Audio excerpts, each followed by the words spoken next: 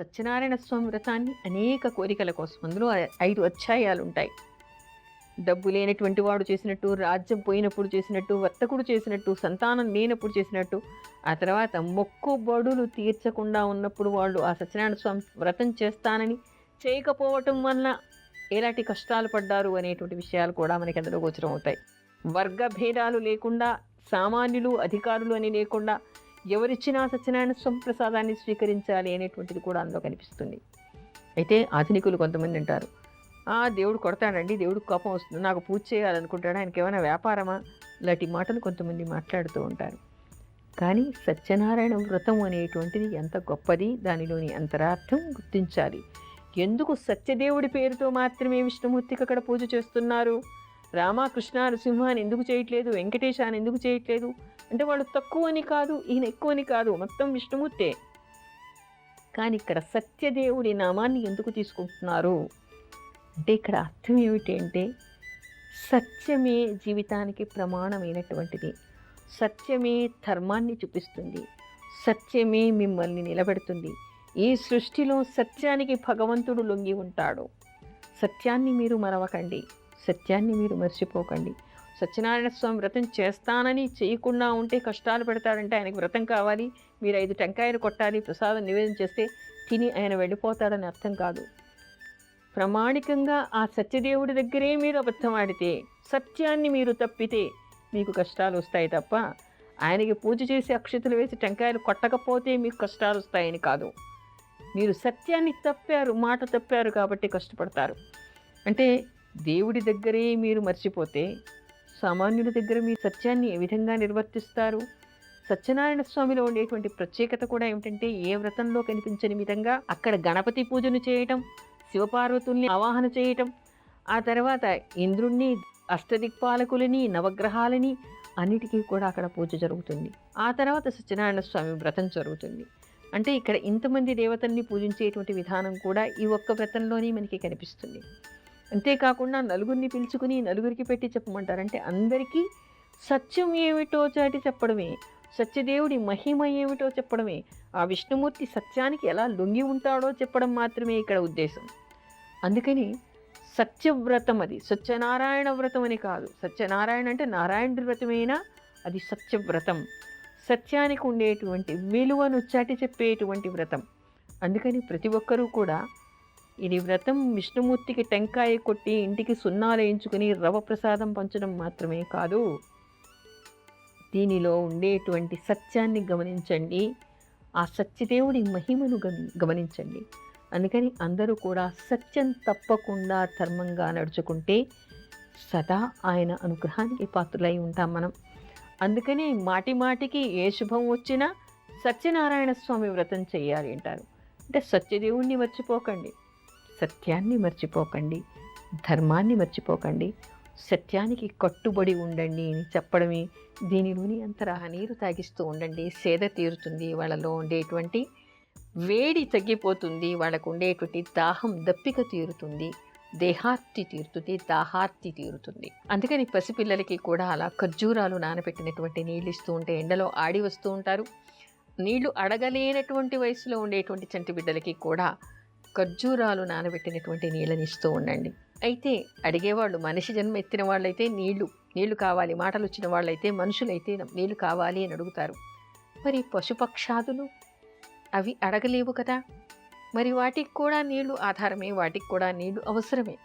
చూస్తే ఒక్కోసారి పైన ఉండేటువంటి ట్యాంకుల నుంచి ఓవర్ఫ్లో అయితే పోవడానికి ఉండేటువంటి ట్యూబుల నుంచి నీళ్లు కారుతూ ఉంటే పక్షులకు ఉన్న విజ్ఞానం చూస్తే ఆశ్చర్యం వేస్తుంది. నేను చాలాసార్లు చూశాను. ఆ ట్యూబ్ని తగిలిస్తూ ఉంటాయి వాటి మీద వాలి, ఆ కింద కారినటువంటి ట్యూబ్లోంచి కారినటువంటి నీళ్లు తాగుతూ ఉంటాయి. కింద నీళ్ల కాలం ఉంటే పిల్లులు వచ్చి ఆ నీళ్లు తాగడం నేను చూశాను. అంటే వాటికి నీళ్లు కావాలి. అందుకని ఒక వెడల్పాటి పాత్రలో, మట్టి పాత్రలో నీళ్ళని పెడుతూ ఉండండి. అక్కడికి వచ్చేటువంటి పశువులు, పక్షులు అన్నీ కూడా నీళ్లు తాగుతాయి. వాటికి కూడా దాహార్తి తీరిస్తే చాలా మంచిదిట. అంతేకాదు వృక్షాలు, ఇది నా చెట్టు నీ చెట్టు అని కాకుండా పక్క వాళ్ళ చెట్టుకు నేను నీళ్లు పోయాలి, నా చెట్టుకు మాత్రమే నేను పోసుకుంటాను అని కొంతమంది అనుకుంటూ ఉంటారు. కానీ చెట్లకి నీళ్లు పోయటం కూడా చాలా పుణ్యతరమైనటువంటిది, చాలా విశేషమైనటువంటిది. అందుకని చెట్లను మనకి సప్తసంతానాల్లో చెప్పుకుంటూ ఉంటాం. ఒక కొడుకు ఇవ్వలేనటువంటి పుణ్యాన్ని ఒక చెట్టు ఇస్తుందిట.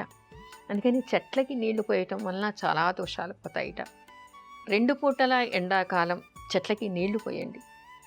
పక్క వాళ్ళు ఎక్కడికో అమెరికా వెళ్ళారు, ఇంటికి తాళం ఉంది, ఆ చెట్లు వచ్చే వరకు ఎండిపోతూ ఉంటాయి. లేదా పక్క పోసిన వాళ్ళు ఊరెళ్ళారు, ఎండాకాలం సెలవులకు వెళ్ళారు, బోళ్ళని మొక్కలు పెంచుకుంటూ ఉంటారు.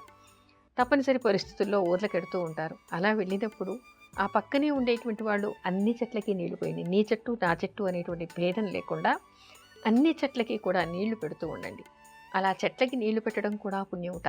అయితే ఎలాంటి పుణ్యం వస్తుంది, పోయినటువంటి వాళ్ళకి ఎలాంటి దోషం వస్తుంది అనేటువంటి విషయం కూడా మనకి వైశాఖ పురాణంలో కనిపిస్తుంది. నేను చెప్పట్లేదు సుమా, ఈవిడ ఏదేదో చెప్తోంది అని మాత్రం అనుకోకండి. మీరు ఎవరైనా కూడా ఈ వైశాఖ పురాణం చదవండి, మీకు అర్థం అవుతుంది. పూర్వం ఒక రాజు ఉండేవట, అన్ని దానాలు చేశాట. ఈ దానము ఆ దానము అంటూ లేదు. అసలు భూమి మీద లెక్క పెట్టలేనన్ని ఎన్ని ఇసుక రేణువులు అతని దగ్గర ఉంటాయో, అతను నివసించే చోట ఉంటాయో, అంత లెక్క పెట్టలేనటువంటి గోదానాలు ఆయన చేశాట, భూదానాలు చేశాట, అన్నదానం చేశాట, సాలగ్రామ దానం చేశాట. అసలు ఈ దానము ఆ దానం లేదు, దశదానాల్లో ఎన్ని దానాలు ఉన్నాయో అన్ని దానాలు చేశాట. కాకపోతే జలదానం చేయమని చెప్పేసి అతనికి ఎవరో ఒక ఋషి చెప్పాట. జలం ఏమిటండి, ఎక్కడికి వెళ్ళినా బావికి వెళ్ళినా నీళ్లు దొరుకుతాయి, లేదా చెరువుకి వెళ్ళినా నీళ్లు దొరుకుతాయి, నదికి వెళ్ళినా నీళ్లు దొరుకుతాయి, ఎవరింత వాళ్ళకి నీళ్లు ఉంటాయి, నీళ్ళు ఏమిటండి దానం చేసేది, ప్రకృతి సిద్ధంగా వచ్చేది, నేను దాన్ని దానం చెయ్యనన్నట్ట. ఇంటికి వచ్చినా కూడా నిర్లక్ష్యంగా ఎవరికి నీళ్ళు ఇచ్చేవాడు కదుట. అన్ని దానాలు చేసినటువంటి వ్యక్తి కూడా మరుజన్మలో బల్లి అయి పుట్టేట. అయితే హేమాంగద రాజు అనేటువంటి ఒక రాజు ఈ జలదానం చేస్తూ ఉంటే ఆ తర్వాత అతను దేవుడికి అభిషేకం, శివుడికి అభిషేకం చేస్తూ ఉన్నట్ట. ఆ అభిషేకం చేసిన తర్వాత ఆ నీళ్లు పారపోస్తూ ఉంటే దాని ద్రక్షలు చిల్లి ఈ బల్లి మీద పడ్డాయిట. పడినప్పుడు దానికి పూర్వజ్ఞానం వచ్చి మానవ భాషలో మాట్లాడడం మొదలెట్టిందిట. రాజా, నువ్వు చాలా పుణ్యాత్ముడివి, జలదానం చేశావు, ఈశ్వరుడికి అభిషేకం చేశావు, నేనైతే బలినై పుట్టాను, పూర్వజన్మలో నేను జలదానం చేయలేదు కాబట్టి అందిట. అదేమిటి నువ్వు మానవ భాషలో మాట్లాడుతున్నావు అంటే, అంతే మరి, నేను పూర్వజన్మలో నేను కూడా నీలాంటి ఒక మహారాజును, అన్ని దానాలు చేశాను, ధర్మం తప్పకుండా నడుచుకున్నాను, కానీ జలం మాత్రం ఎవరడిగినా కూడా నేను ఇవ్వలేను. జలదానం పట్ల చాలా నిర్లక్ష్యంగా నేను ప్రవర్తించాను, ఎవరికి నీళ్లు పోసి ఎరగను నేను. అందుకని ఈ జన్మలో నాకు బల్లి జన్మ వచ్చింది. అనేక జంతు జన్మలు ఎత్తిన తర్వాత నేను ఇప్పుడు బల్లి జన్మ ఎత్తాను, మరికొన్ని జన్మల వరకు కూడా నాకు ఈ బల్లి జన్మే గతేమో అని అనిపిస్తోంది. దీనికి తరుణోపాయం కావాలి అని చెప్పారు. తరుణోపాయం ఏమిటి?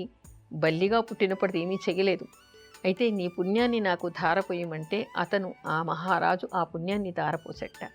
ఇక్కడ మనకి అర్థమవుతోంది ఏమిటి అంటే, మనం బల్లి జన్మెత్తుతామేమో అని భయపడి జలదానం చేయక్కర్లేదు.